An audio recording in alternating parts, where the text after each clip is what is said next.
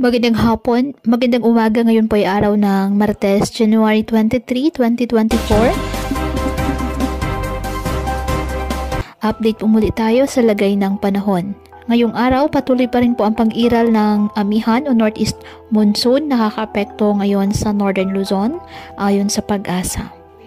Wala namang bagyo o low pressure area na minomonitor sa loob ng ating Philippine Area of Responsibility na maaaring makaapekto sa ating bansa.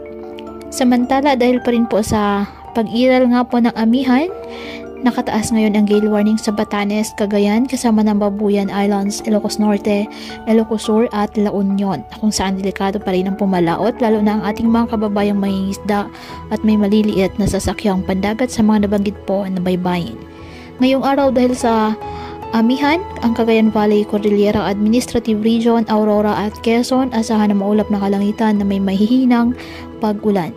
At ang Ilocos Region, Metro Manila, Central Luzon at nalalabing bahagi ng Calabarzon, bahagyang maulap mas maulap na kalangitan with isolated light rains dahil pa rin po yan sa amihan.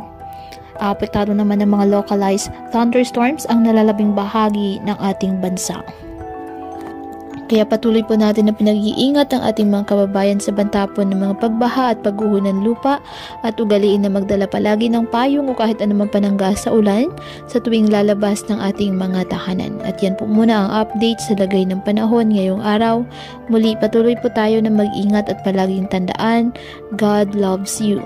Stay safe and God bless.